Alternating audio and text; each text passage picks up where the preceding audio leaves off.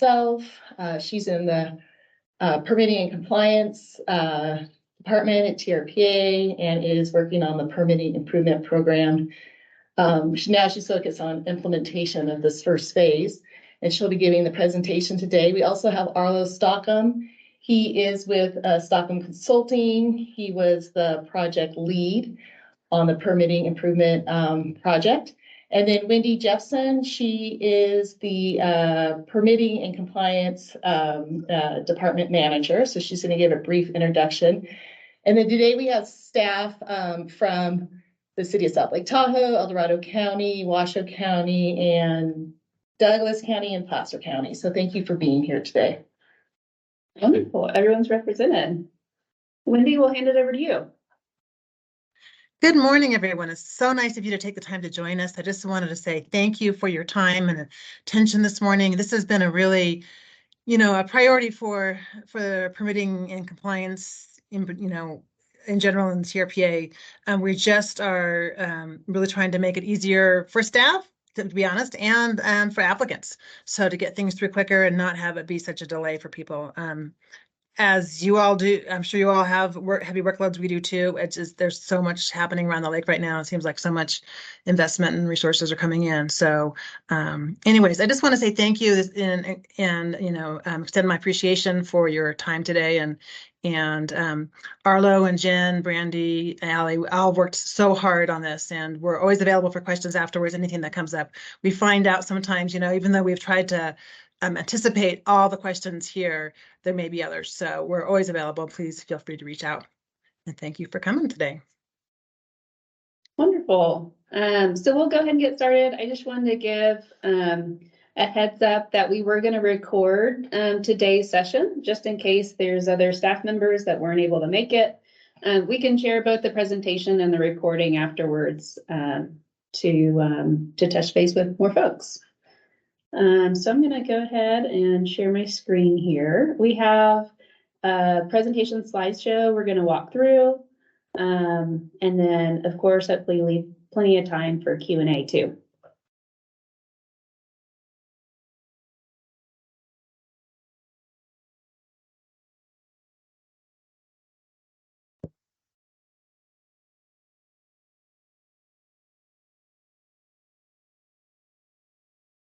Okay, can everyone see my slide okay?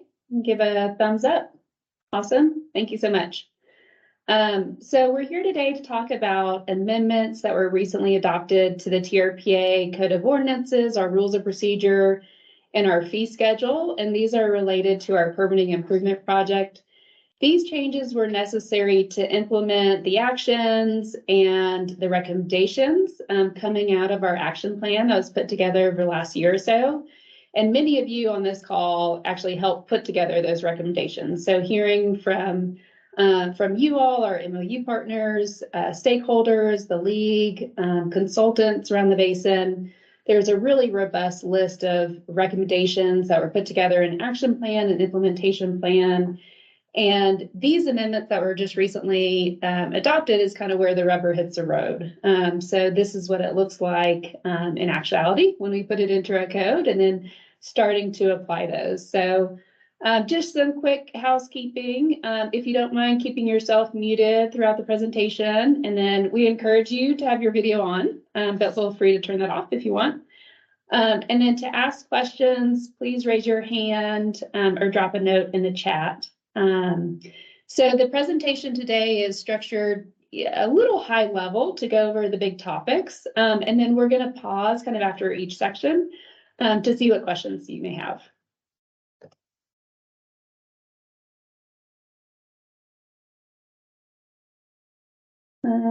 So Brandy, if I could get your help, are you linked on Teams right now? No, but I could be. If you could do that, we're going to go ahead and drop a few documents into the chat. So these documents are the actual red line changes that we've made to the code and the rules of procedure, and also our fee schedule. And there's a couple other additional handouts that we're going to drop into the chat. And that way you have those on hand, and we would encourage you to glance over those as we go through the presentation today. and really see, in depth kind of the red line changes that were made into our code. So I'm going to give Brandy just a second so we can drop those in. Give me a second. Keep going with the presentation. Okay. Do this. So mentioning the amendments that will go over today to the Code of Ordinances and the Rules of Procedure will go into effect right after Thanksgiving, so November 26th. And that's why we wanted to meet with you all today. Make sure we get well ahead of the effective date to give you all a heads up on what these changes are. And then, between now and then we can answer any questions before those officially kind of quote unquote go live. In addition to the amendments, we're also going to touch on a big part of this permitting improvement project for TRPA has been some internal operational changes to help streamline things and make our permit review more consistent, and to also try to provide some better customer service. So those changes won't necessarily affect you all as MOU partners, but we did want to give you just a heads up.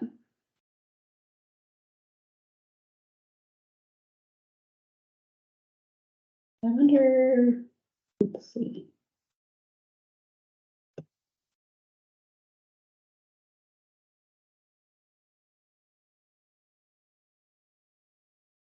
Maybe I can drop those documents. You have to open or so they say.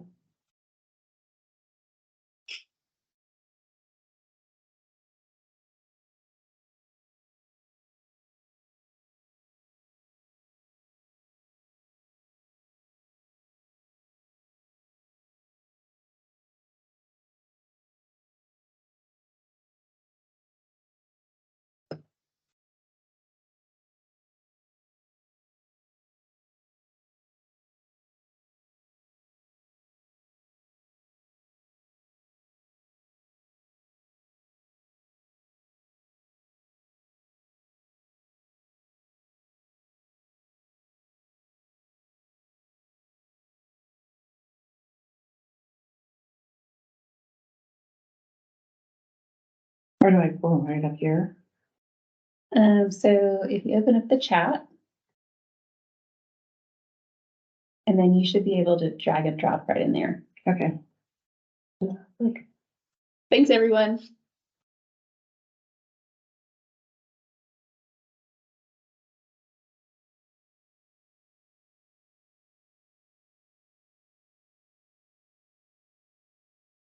So we'll keep going through these a little bit. Brandy's working on getting those documents to you, so you just have kind of some reference materials as we go through these big changes.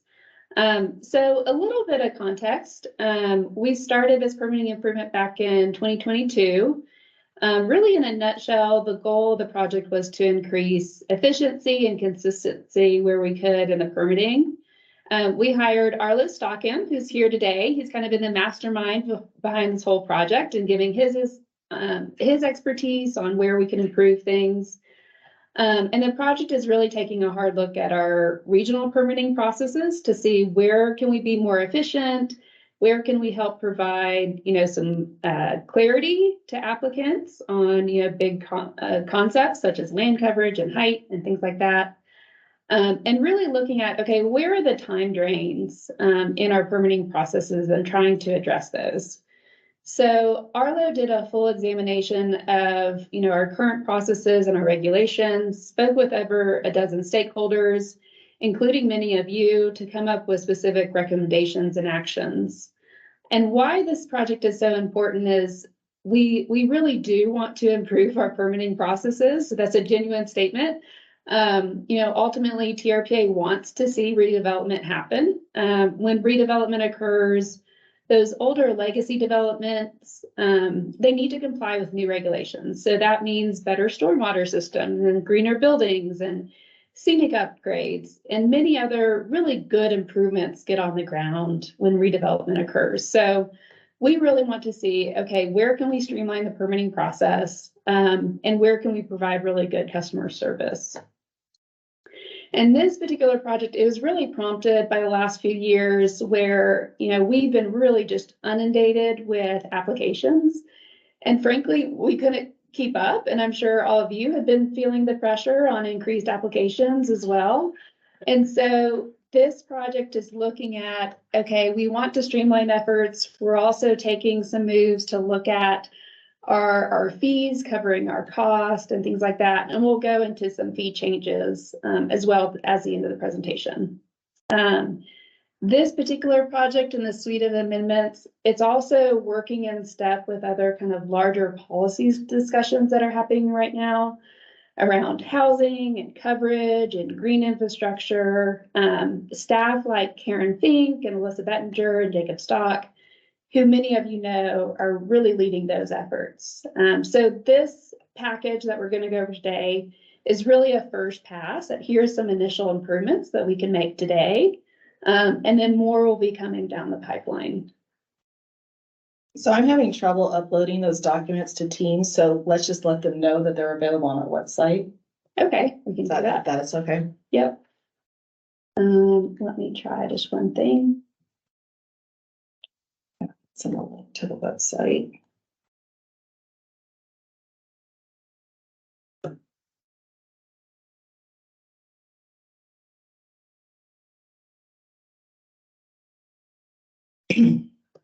So I just sent the link to the website where all the documents have been uploaded. I'm gonna try just one more thing and see if we can get this to work.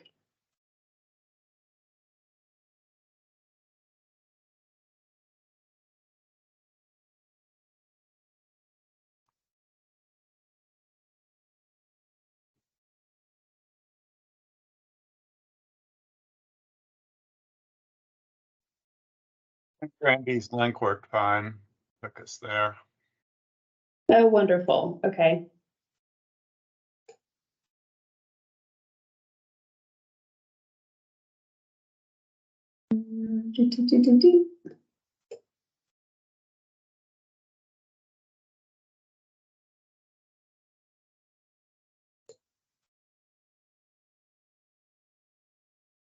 Yeah, it does look like we're having some issues dropping into the chat still. So if you go on to the link that Randy shared, this is a webpage link to our project. And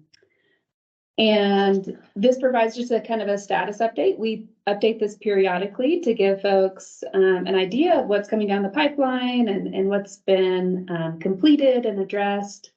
So if you scroll to the bottom of that page, there's a section called draft documents.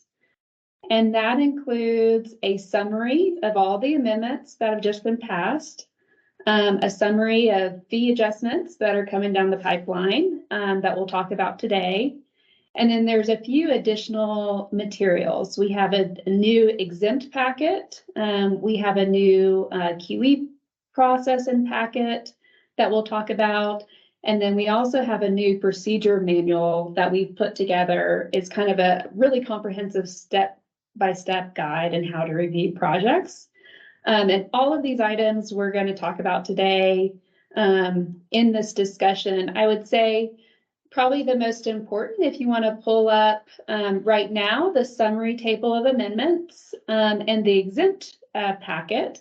That would be probably the most helpful as we walk through some of these initial slides. And then these are obviously going to be available after the training, and we can send these out as well.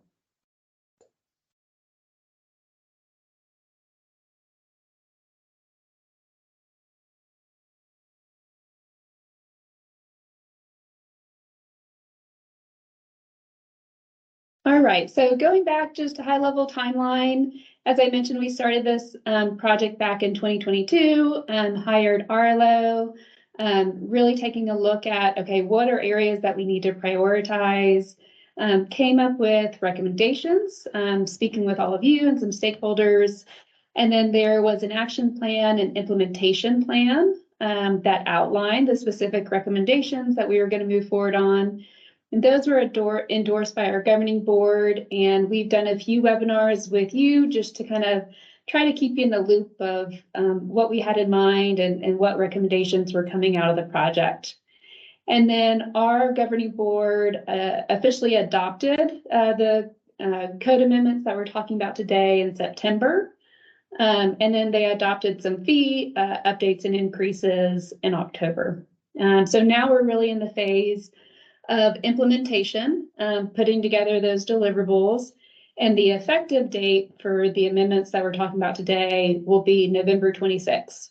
So on November 26th, our website will be updated with new materials that you see on the link that Brandy provided, the new code that's updated, the new rules of procedure that's updated, and we'll probably send out an email reminder to all of you for that effective date too, just as a reminder, yeah.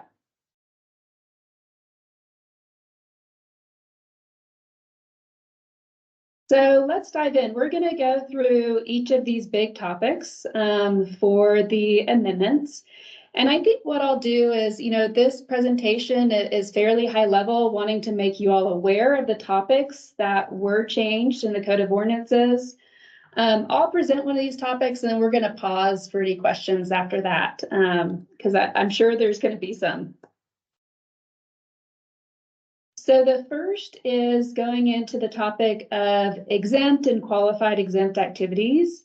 So these are activities that technically do not need TRPA review and approval. These are not officially TRPA permits or actions or things like that.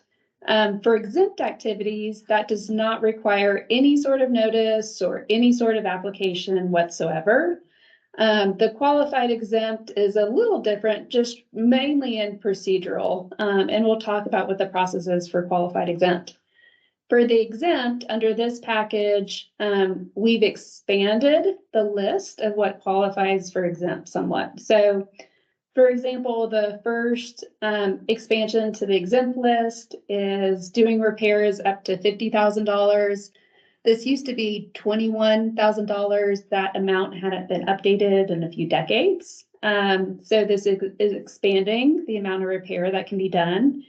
There's still limitations to this exempt activity, such as, the certain amount of excavation and grading. There's no new increase in dimensions of the structure, no intensification or change of use, no increase in density, some parameters like that.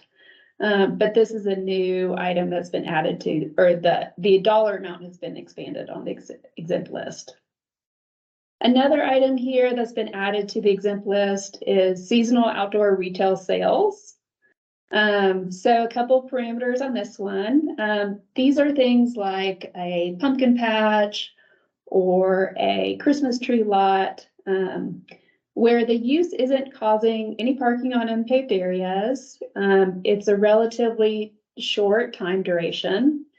So operating for 6 consecutive weeks throughout the year or less.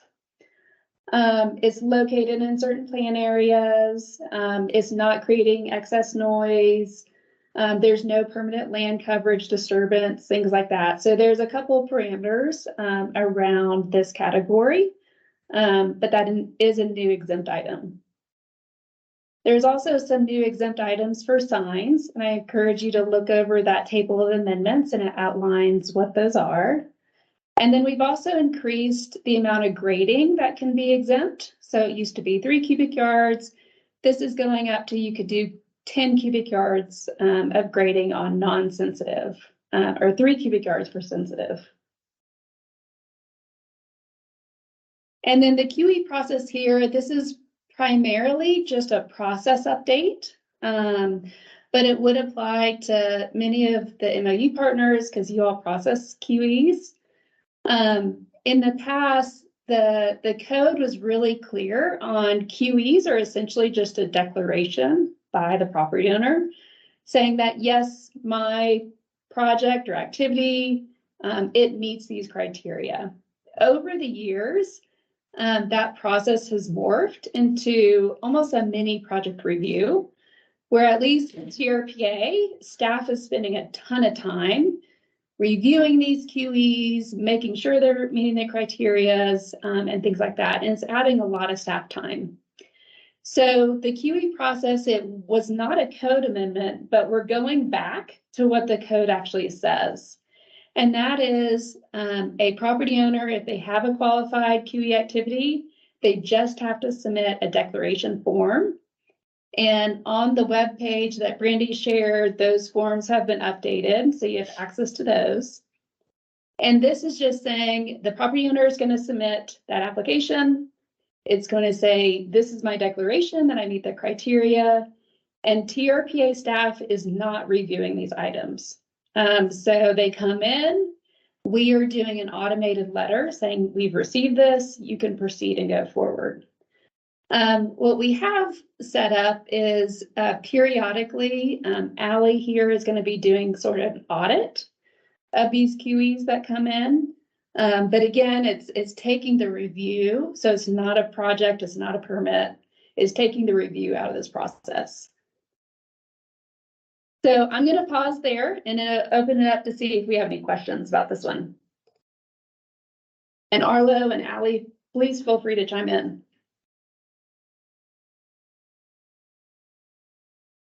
Hey, Jen, this is John. So is there an actual application for the QE? It's just not this checklist that I'm looking at? Correct. So we do have a, the application at TRPA is going to be an online submittal. And so it's a QE information packet. And then the application will be online through ACA on our end.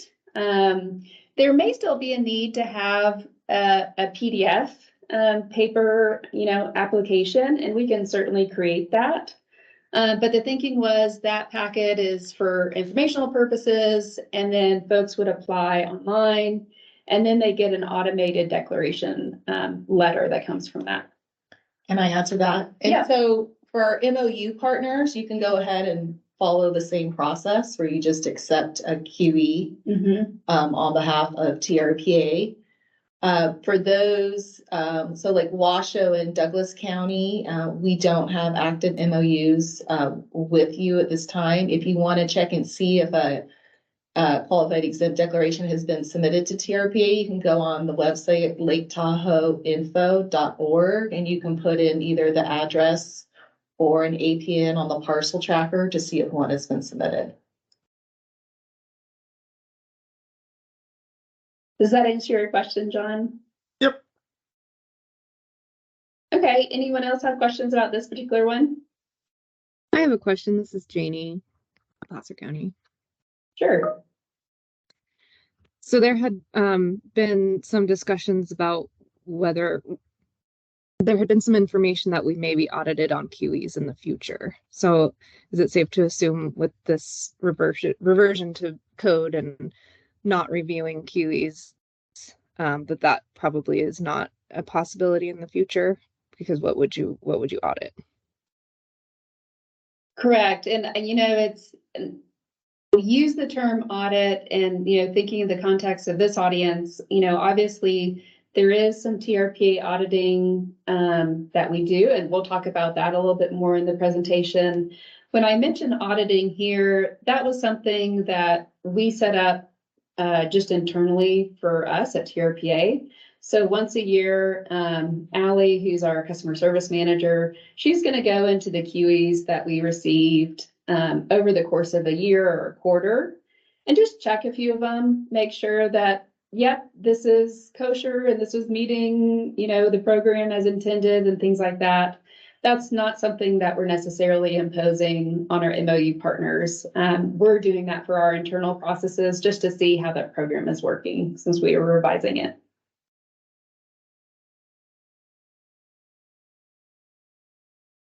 And Janie, so I'm doing the residential audit right now, and I don't typically look at QE projects. I know it hasn't happened in the past or up until the present. When we expanded our MOU a few years ago, that was a topic of discussion at that time, is that the audit, the yearly MOU residential audit may expand from just projects that we review under our MOU to also QEs. And so it comes up from time to time in our office. Yeah, so the city of South Lake Tahoe is the only jurisdiction that's taken on like larger projects in their area plan. And chapter 13 of our code says we have to audit a sample of area plan projects. So typically I take a look at a couple of projects other than residential that the city has issued. I don't think Placer County, other than single family residential, you're really not doing any projects, I think, additional projects that warrant auditing at this time.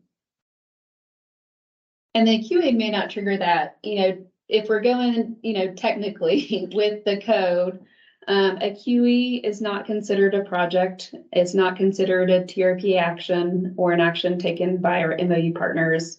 It is purely a declaration being submitted by the property owner.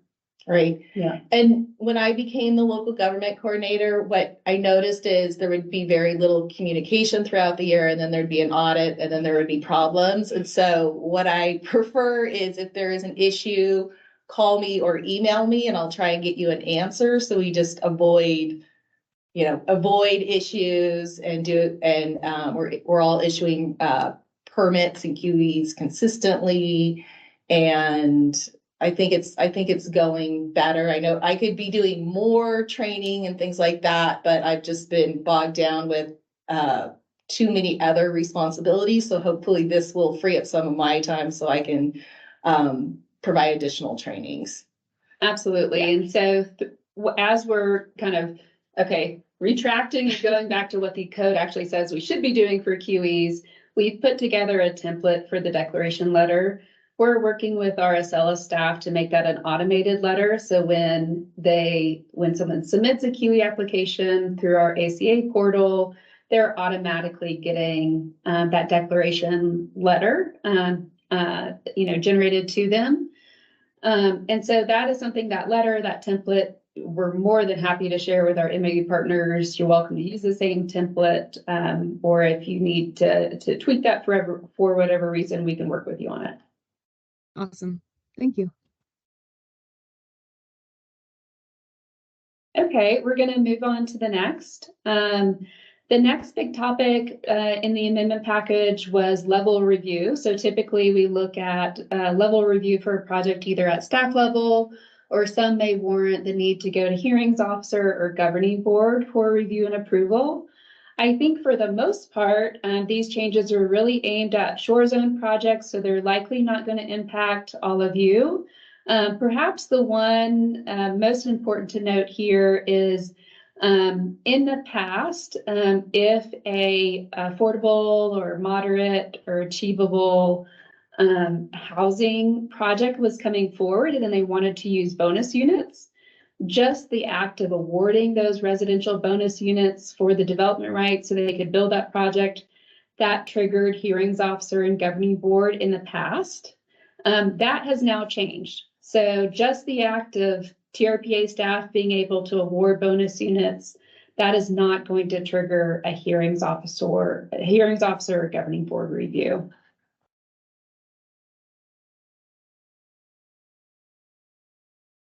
I'll go on to the next one here. Land coverage. This was a really big topic that came up in putting forth the recommendations and coming up with amendments for this package.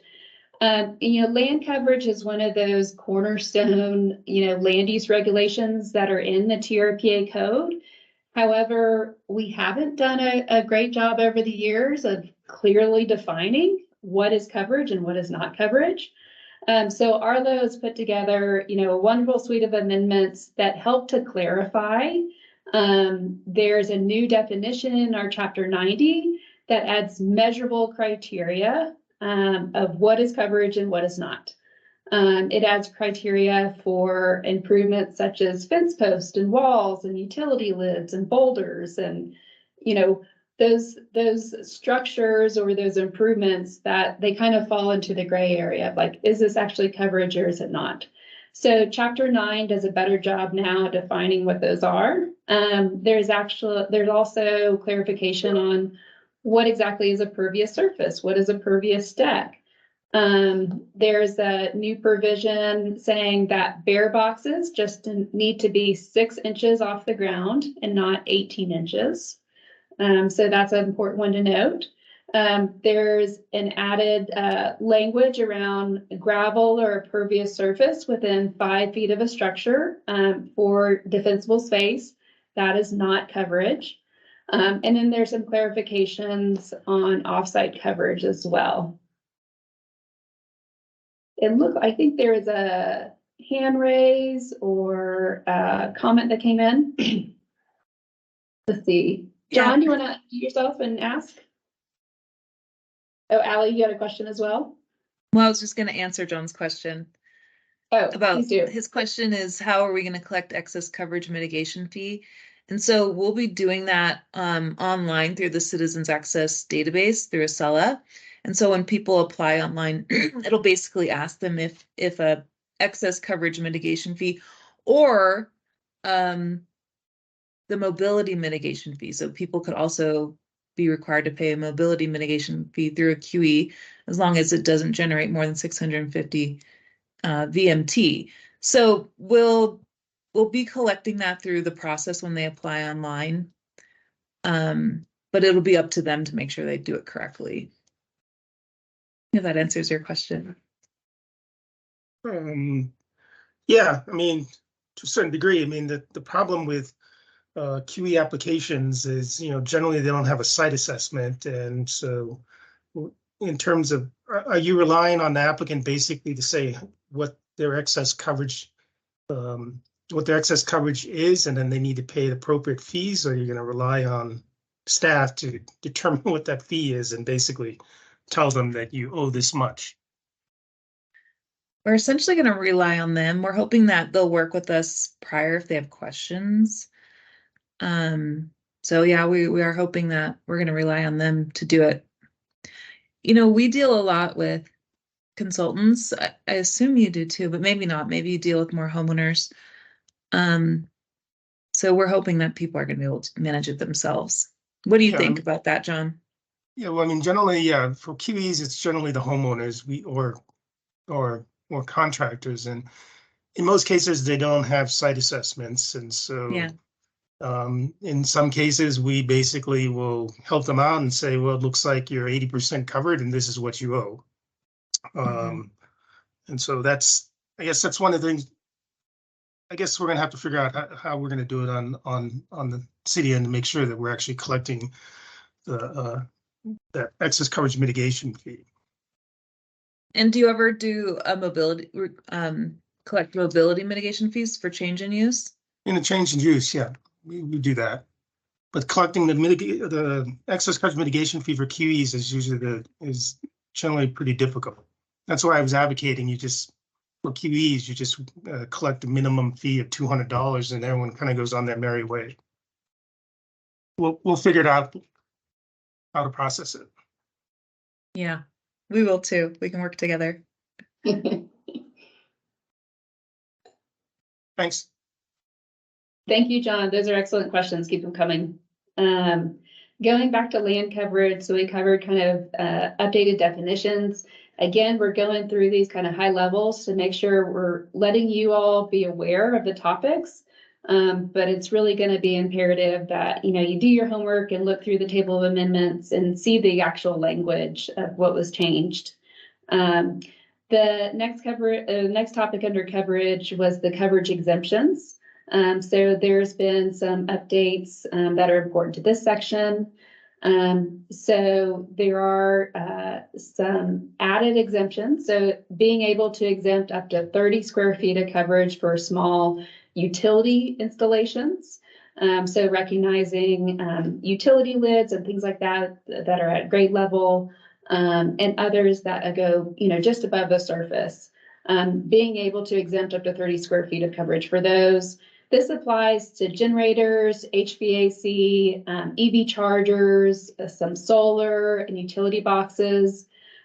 Brandy just brought up a good point. We do have a generator fact sheet that TRPA created a year or two ago. We're going to update that informational fact sheet with these new updates and resend that out to the group.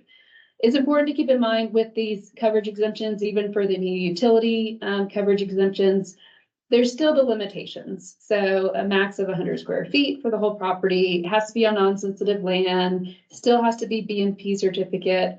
So the same limitations for the existing coverage exemptions, those remain. The other areas here is to allow additional transfers for public health and safety. So there's some provisions in the code today. If someone is completely maxed out on coverage and they don't have a driveway access, there's provisions to allow them to transfer in coverage. That provision has been expanded to also allow them to transfer in coverage for access and walkways, and some other utility improvements for that. This is really, again, it's just a worst case scenario. They're totally maxed out on coverage. There's no feasible alternatives. It'd have to be the minimum necessary. They wouldn't be able, or, they don't have the option to relocate on site. Some things like that. But it is important to note that this is something that is available to property owners today. So there's a lot of meat here in the land coverage amendments. I want to pause again and see if there's questions. And Arlo, please feel free to chime in if you think I missed something that's really important.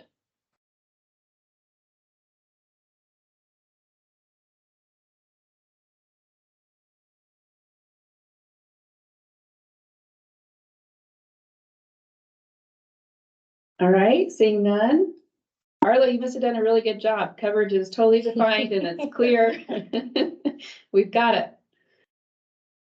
Hey, Jen, I did get a request for your PowerPoint. Can you put that on the website? Absolutely. Or email it to the group after the meeting? Yep, Okay, we can email that to the group and the recording after the meeting. Okay, thank you. Wendy, did you have something? Oh, no, I was just going to tease and say that Arlo did such a fabulous job. I was with coverage that there's no questions at all. So I hope that's the same for the applicants too. They have no questions for us. I'm just teasing.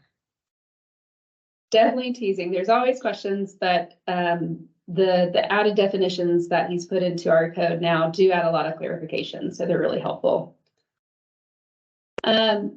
Going on to height, similar to coverage, with these height amendments, in the TRPA code, there are complex and complicated regulations.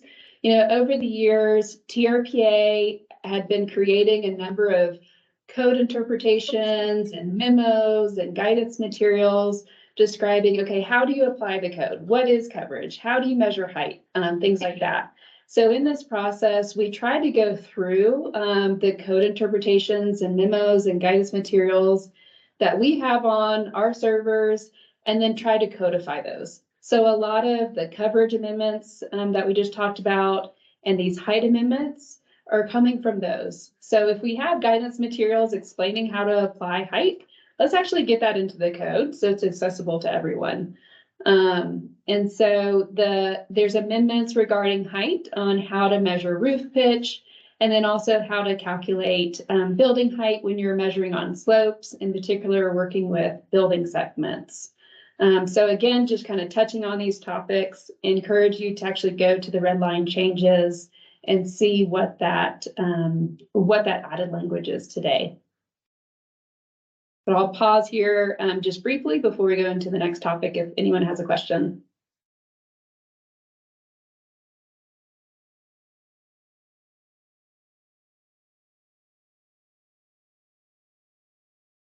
Okay, moving right along. Historic is a topic that we talked at length with a lot of stakeholders and consultants.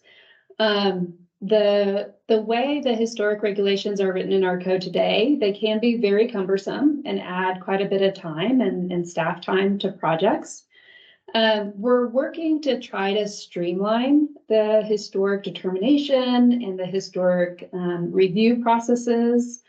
Some of the suggestions that we had, such as a historic resource project doesn't need to go to a hearings officer and things like that, were not adopted. But we are going to continue to look at this topic and see if there's ways that we can, better streamline. In particular, really look at okay, what is the role of TRPA in protecting these historic resources?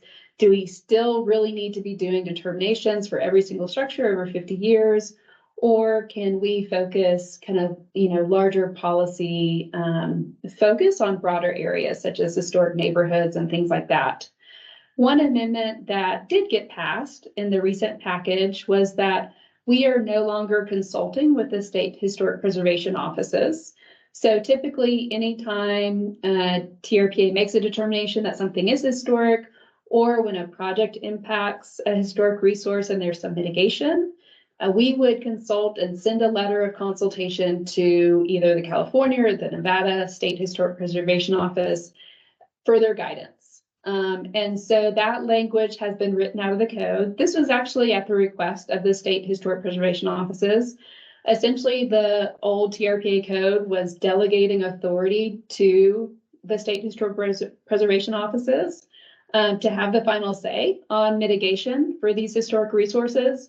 And it wasn't an authority that they felt was under their legal purview or that they wanted to do anymore, just to put it frankly.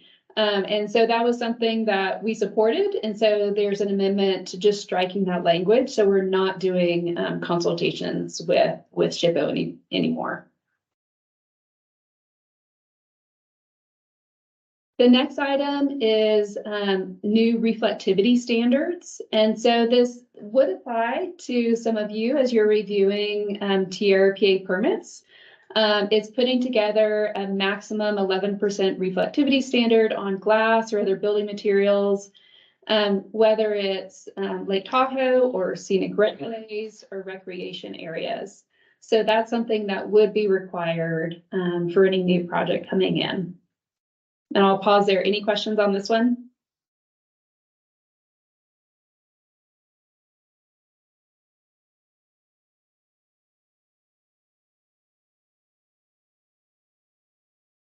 All right, moving on. The next is our below the IPES drawing, so individual parcel evaluation system or land capability for properties that were vacant after 1987. We had a program in place where we would essentially do a lottery and award allocations. Was it every year, every 2 years? It's every 2 years. Every 2 years. So that was eating up quite a bit of staff time here at TRPA. We have now essentially eliminated that drawing. However, we kept a caveat. If there's an insufficient supply of allocations, we can reinstate that program, but it's not going to be something that we're going to be doing on a regular basis.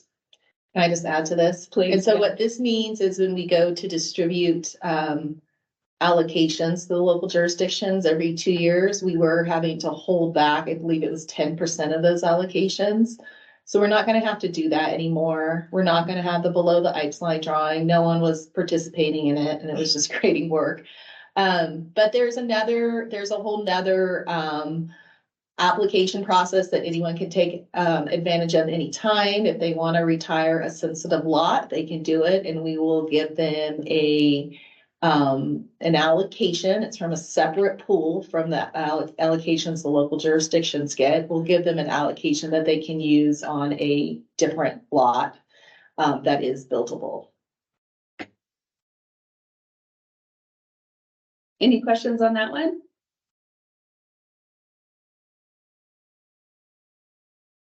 Again, it wasn't a program that was really used that much, but anytime we talk about a program that talks about development rights or allocations, some people, kind of perk up and wonder what that means for them. But there will still be allocations available for vacant lots, as Brady mentioned.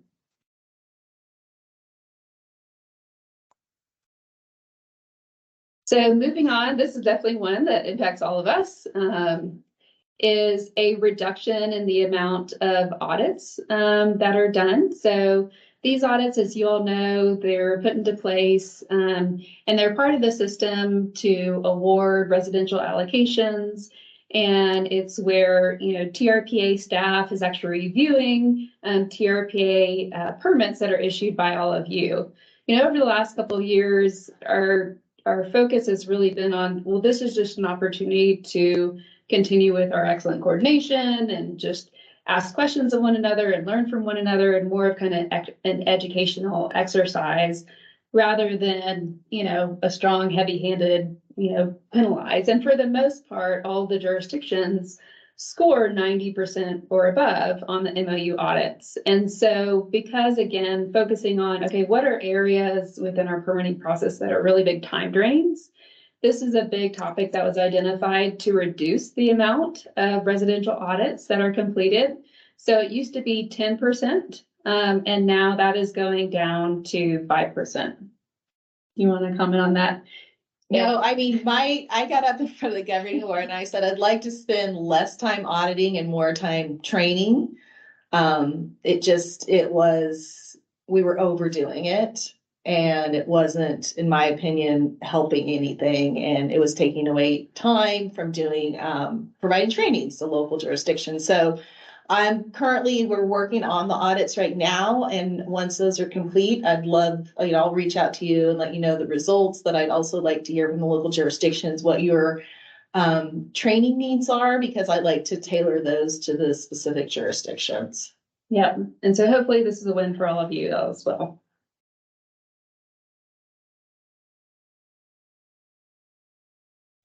Okay, moving on. We just have a few more slides, and then we'll open up the floor for more discussion and any additional Q&A.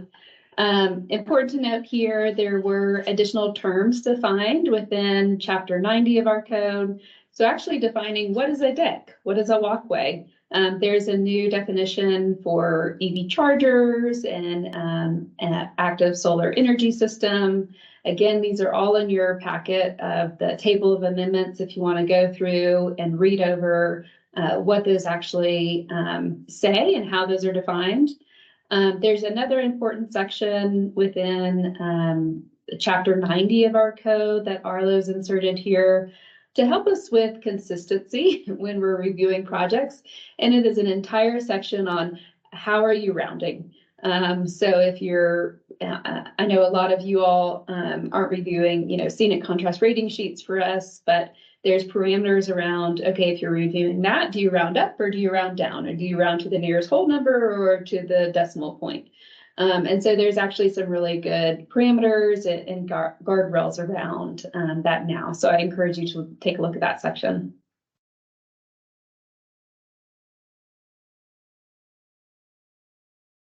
So those were the bulk of the amendments. We're now going into amendments that were adopted just in October recently regarding fees that we wanted to make sure that we highlight for all of you. And we can talk about effective dates as well. And Allie and Brandy, feel free to chime in here. A big one for the last few years, we've been doing an annual inflation adjustment.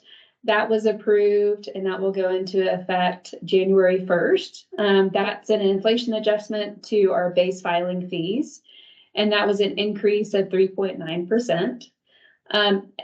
With the permitting improvement project that Arlo brought forward, there's also a suite of amendments for fees listed here on the screen. So the first is adding a new multiplier to base filing fees for any project that needs noticing but doesn't need to go to hearings officer or GB.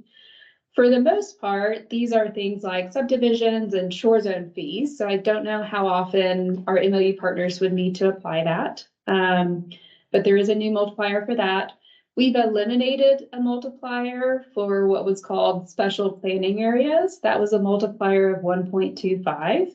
That was somewhat of a relic in our fee schedule. Is really put in place for community plans and redevelopment plans back in the 90s, where the thinking was it takes additional staff time to review projects in these certain areas.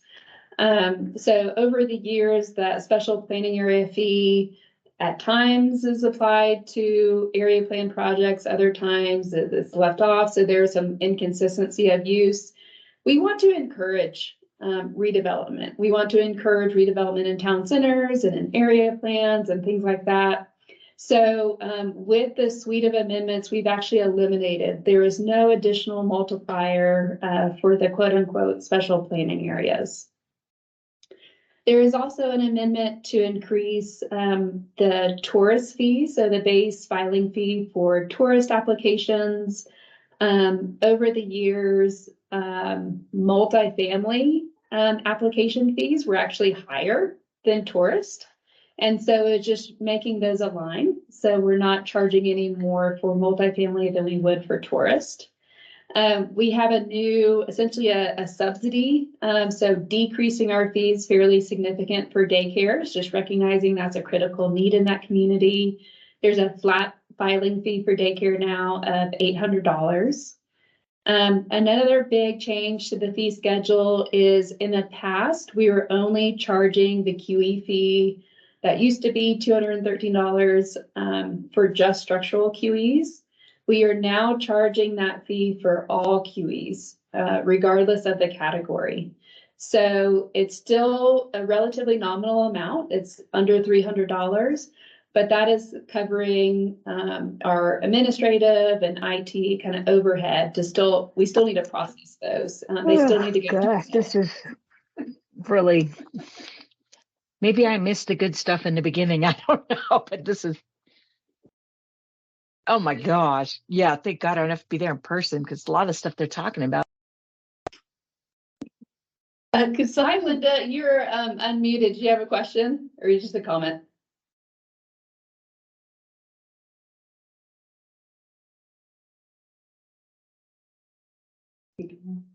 Not going off mute. Okay. And so other big changes, we have a new fee for parcel consolidation and parcel mergers, repeat acknowledgement. These were essentially actions that TRPA staff is taking, but we didn't have a fee category to charge for those. So again, pretty nominal fee, around $200 that are coming in now. And then there's a whole suite of shore zone fee amendments. I wasn't going to spend too much time on those just because those are primarily still just processed by TRPA. Any questions on these fees, or did you want to add anything, Brady? We did notice yesterday when I was sending out the email that the reduction for daycare fee was not included in the fee schedule. That has been corrected. So the fee schedule on our website, I know some of you have to go back to your board to get it adopted. It's there and it's available, so you can move forward with that action. And these all go into effect, is it January 22nd, 2024? Yes. Yep. So effective date is January 22nd, 2024. And how this impacts the Nevada jurisdictions is that there'll be an increased fee for allocations. And then for the other jurisdictions, I think the city and El Dorado County typically just adopt our fee schedule. Placer County adopts our fee schedule plus a 10% on top of that. And then our MOU partners are required to give us 10% of whatever the listed TRP application fee is. So make sure you get these adopted and are collecting the new fees by January 22nd. And we can send out all these materials again after the meeting. Yeah. I'm going to pause. Does anyone have any questions about these fee changes? I have a question. Yeah, go right ahead. This is Janie of Placer County. For the charging all QEs and not just structural, is that something internally that you've decided to do and then we're left to our own decision on that, or is that sort of formally part of the updated fee schedule that we'll have to align ourselves with you on? That is now part of the officially adopt fee schedule. Do you have additional thoughts on that, Brady? No, I think that you should go ahead, Placer County should adopt that same, I know you do, you should adopt the fee for the QEs plus the 10% like you do normally. The reason for that is I know we're all super busy and we need to be collecting money for our time. So if you're spending time, say, for example, like John was saying, helping someone calculate the excess coverage mitigation fee or the mobility mitigation fee, Placer County staff should be collecting money to pay for that time. Awesome, thank you. Yeah. Anyone else? I do want to add something. So for parcel mergers, they're still exempt, but they require a TRPA deed restriction. We've had an informal process. The city and El Dorado County have been great about preparing the deed restrictions, sending them to me. I've reviewed them, got them notarized on behalf of TRPA, sent them to the applicant. The other 3 jurisdictions have not been doing them consistently. And we haven't been collecting money for that. So in order to get consistency across the basin, there's now going to be an application for the preparation of a TRPA deed restriction for parcel mergers as well as a fee.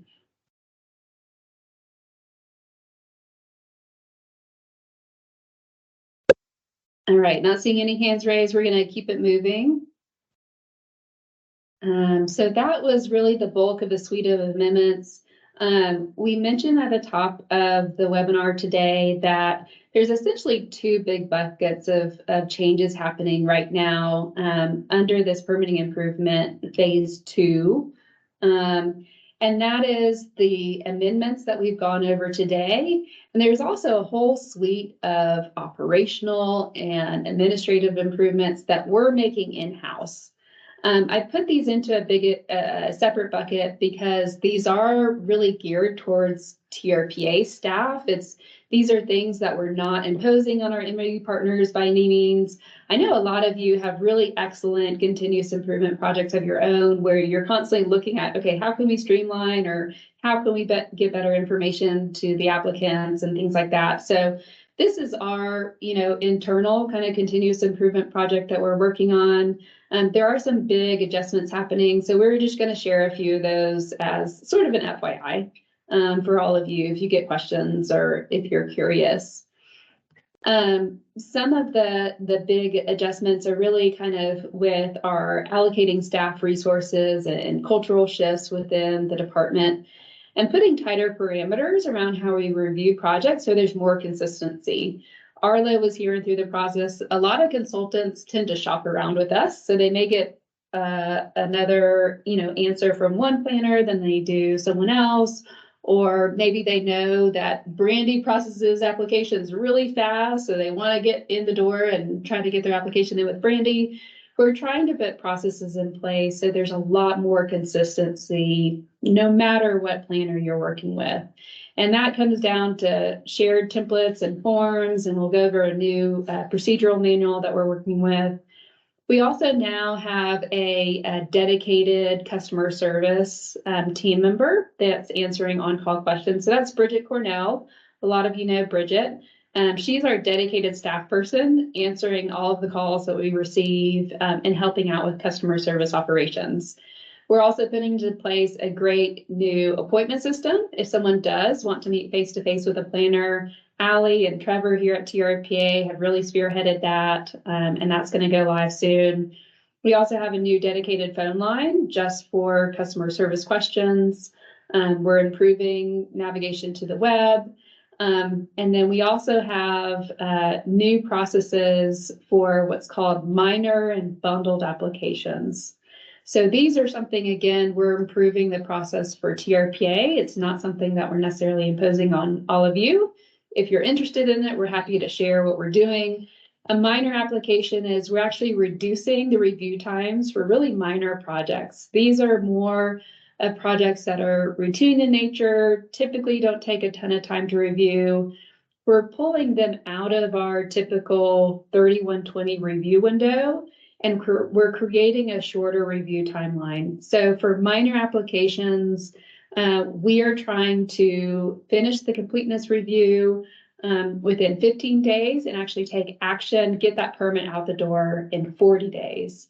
So that's a new process that we're going to be implementing here soon. We also have a new process in place where someone, when they apply online, they can request to have concurrent applications being reviewed by the same planner at the same time. So if someone needs to do a transfer or a subdivision with a residential project, they can say, I want to bundle these, and it goes to the same planner and it's reviewed at the same time. So those are just kind of FYIs there. Actually, let me go back to that. Allie, you are really, the point of contact and leading our customer service operations. Is there anything else that you wanted to share with the group on this?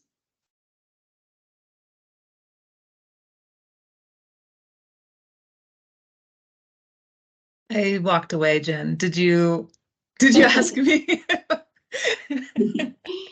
Busted. I'm sure we're all multitasking a little bit.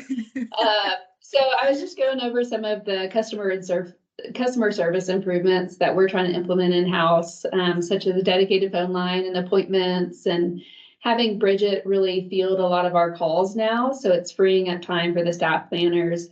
I just pitched over to you in case there was anything that you wanted to add as far as the focus that you're looking at for customer service improvements. No, I think you covered it. Those are and a lot of these obviously came through Arlo's process improvements and just working with applicants. And the only other thing I would add is, like, per the procedure manual, there's definitely some staff expectations that we're going to try and hold people accountable to, which is like returning calls and touching in with applicants who have projects in with us too. So, but no, it's a lot of really great stuff coming through the pipeline to help with the process. So, yeah. Great. Thank you for adding to that. We talked a little bit about the fee amendments that are becoming effective right now. Just want to mention, we're going to continue to look at our fees. Our governing board has given us pretty clear direction that they would like our permitting staff to be have a cost recovery of 100%. So essentially, application fees that we're getting in the door should be covering the cost to review those projects. And so we've made some initial fee adjustments with this package for the items that we felt like were most out of whack.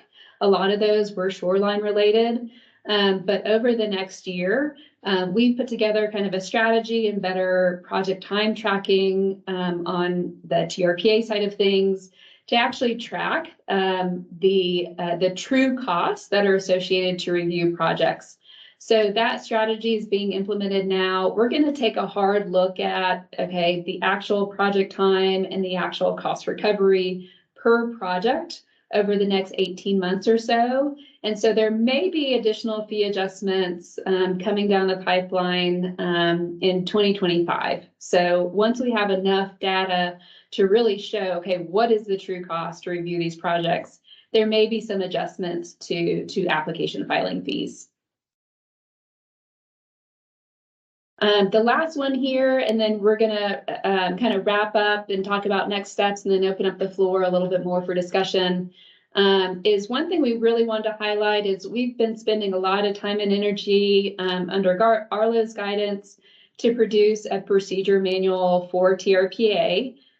This is a document where it's really a comprehensive overview of the entire TRPA permitting process and review steps, and it has pro tips and what resources you should be using to review certain applications.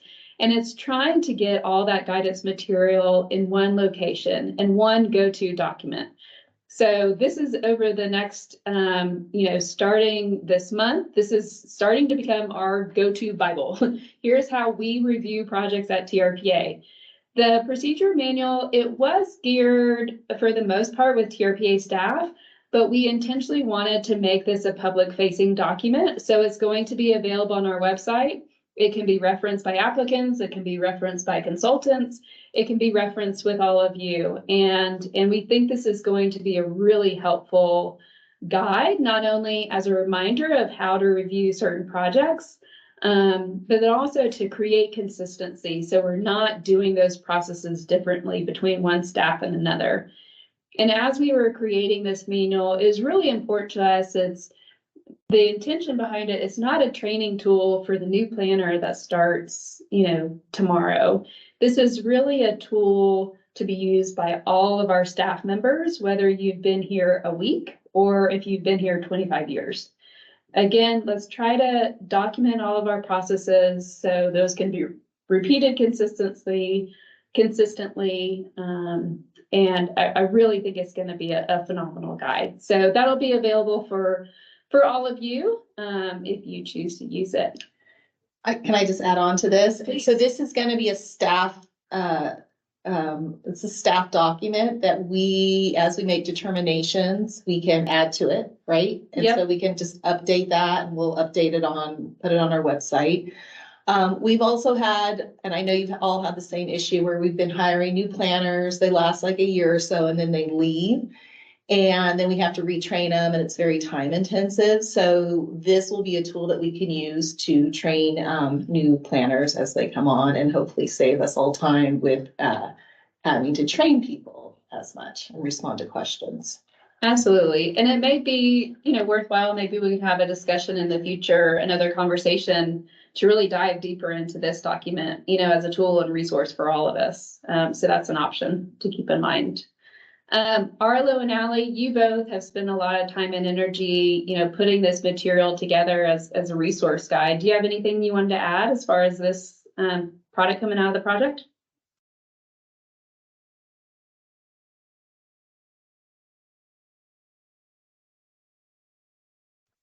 Well, Allie's not speaking up. I think for me, these permitting process improvements, the most important part of it is it's a continuing process. It's not like a project that's done. So kind of to that end, as you folks encounter questions or issues or things that can be improved, don't hesitate to keep us posted on those. And, for example, these code clarifications, those should be processed periodically moving forward. I know we didn't catch them all. So anyway, thanks for your time. I'll quiet down now, but yeah, hopefully, and the governing board, when they reviewed all this stuff, that was kind of the main point they made, that, it's not a one-time thing. Keep working on improvements, keep working on streamlining procedures and being more effective. And I'll kind of echo what Brandy was saying in that I personally had to train 5 people in the last 5 years, and it feels a little bit like Groundhog Day sometimes. And so, we all have always dreamed about this procedure manual, but maybe never felt like we had time to actually prepare it or create it. So I think this is actually going to be a really cool tool that we luckily have Arlo to help with creating it. And like he said, it's going to be a work in progress, and we'll continually update it and work through things that need to be thought through. But I think this is really going to be super helpful in the long run, because you can just point to what it says in the procedure manual when someone has a question. So yeah, I think it's going to be cool. Sounds great. Thank you. Yes, this is something we're definitely going to be continuously updating. Again, I think the main focus was for TRPA staff, but this really could be a useful tool for all of you, for consultants, for, project proponents and things like that. There's a couple of great sections really kind of diving into depth as far as, okay, what needs to be reviewed and some pro tips and resources per application type. There's a whole appendix that really goes through each chapter and big sections of the Code of Ordinances that Arlo puts together. It's almost if you had a mentor sitting beside you explaining, okay, here's the important things that you need to keep in mind when reviewing these code sections. So that's a great tool. There's also a new reference guide and document. So throughout our entire TRPA code, we reference all sorts of different reports and studies and resources and things like that. And this is a go-to source of hyperlinks of, well, where do you actually find this? And so it's going to be a great tool for all of us to have. So this is our just last slide here. Just wanted to give you a heads up of what's coming down the pipeline. So we're starting to roll into phase 3 of this permitting improvement project. Again, it's a cycle. So it's identifying improvements and recommendations and developing those and implementing those, and then moving forward. So the biggest focus of the next phase, which will essentially be between November this year and March of next year, is we're going to be taking a hard look at our application, the checklist items. Are those items that we absolutely necessarily need to review a project? are there better ways for applicants to submit those, or to better understand what's being required of them? Updating all of our templates and guides for planners, continuing to improve navigation to tool and resources, online. And then we've been talking a lot with our stormwater team recently about how can we improve the understanding of what's needs to be installed as far as BMPs on a property. And we're starting to brainstorm around potentially having just standardized BMPs for routine projects like a single family dwelling house. Can we provide the BMPs that they need? And so they're not going through a complicated calculation sheet and things like that. So that's a snippet. Arlo, you're really kind of the mastermind and leading this project. Do you want to say any more about what's coming down the pipeline and what folks can expect? No, I think you hit on it. We're focusing on applications, from start to finish to make it easier and quicker to get to a compliant project approval, and possibly a little harder to sneak bad stuff through.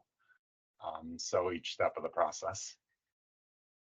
Yeah, absolutely. That's an excellent point. Yeah, we want to make it clear for the applicant, and part of it is trying to see, what are the ways that we can get the most complete form of applications coming in the door. I know a huge time drain for us here at TRPA is incomplete applications or submittals, or having to request additional information. And so trying to identify ways that we can streamline that a little bit. And I saw Janie put a question in the chat as far as the permitting procedural manual. That's available on the project website today. And then once all of these deliverables and amendments go live in November 26th, that will be a little bit more prominent. And we'll make sure to follow up with all of you through email with some direct links to how to find these resources, so they're readily at hand for all of you. So, I have some comments on the procedural manual. Is the version that you shared with us is online right now? Yes, so there is, the latest version is available online. Okay. And so we are setting up a process of how to submit comments and where are the amendments that we need to focus on, moving forward on that. I was just thinking some of the local jurisdictions might have comments, right, that they'd like to provide, or some additional things they would like added. Absolutely, we welcome that. If you're identifying process improvements, we want to know. Arlen, go ahead. Yeah, I was just going to say the same thing. This was kind of a first crack. It's over 100 pages long. So there's going to be cleanup. There's going to be some refinements periodically, and let us know if any of you see things that doesn't sound right or we should perhaps modify. This is really a tool to make sure everything's done consistently, but also done kind of the way it should be done. Great.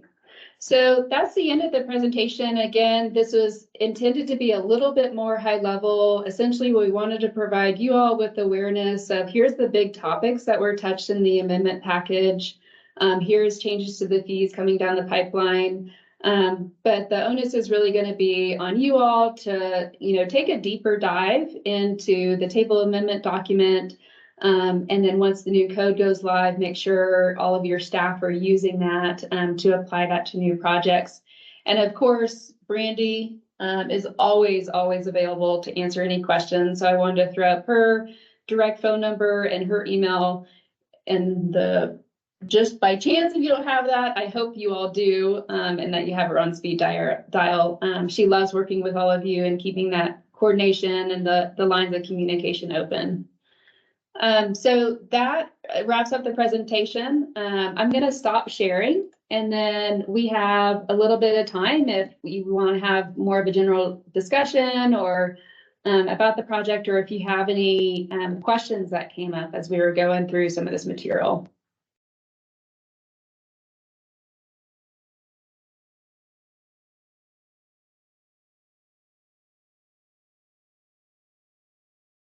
I see Linda dropped a note. She's looking forward to when the MOU can be complete and active so they can start reviewing TRPA permits again.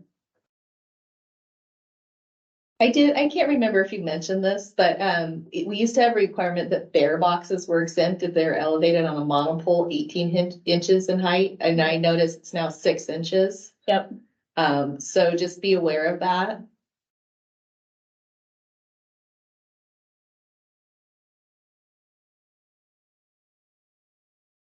Oh, no other questions? Seeing none, quiet room, or everyone's multitasking. I have Go ahead, question. Jamie. Doesn't noise everyone. Um, since there weren't any questions, I was hoping you might be able to go to the website and share your screen to navigate to the permit process, because I wear glasses. You think I have good eyesight with them on, but I can't find it. So I was hoping that you could point to it. Sure thing. Yeah, let me see if I can share my screen, and then we can also send out the direct link to the website. Right now, it is just on the project webpage, because again, these aren't, the amendments aren't effective until November 26th.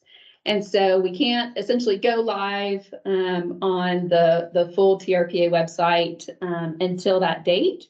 But we do have it on the project website, and let me share my screen so I can show you where that is. And then we'll send you the direct link with the recording and presentation materials after the webinar today.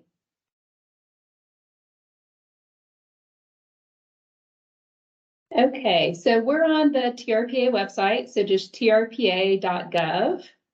If you go under the permitting tab and resources, we've maintained a web page all about this permitting improvement project. So periodically, about on a quarterly basis, we've been adding updates, what's going on in the project, what hearings we're moving forward on, what stakeholders we're talking to. We actually had all of the draft amendments up on this page as well. And so now all of the adopted amendments and all of the adopted materials are now on that, sort of at the pending the effective date. And then once that effective date hits, we'll actually update the entire TRPA website and remove outdated documents. So if you go to the permitting tab under the resources column, there's a permitting improvement webpage. And that gives an update of the project. And then under the section draft documents is all of the documents that we've been referencing today. A great resource is the summary table of amendments. It's going to show a condensed version of here, just the code sections that we've touched with the red line changes. Similar, there's a summary table of the fee adjustments. We have the full Code of Ordinances document that will go into effect November 26th. The revised fee schedule is on here now. Again, that's not effective until January 28th, or I'm sorry, January 22nd of next year. And then we have some of the new informational packets. So what exactly is an exempt activity, an updated QE information packet, and then the updated minor and bundled information packets that we'll be processing here in TRPA. And then, of course, the procedure manual is available on here as well.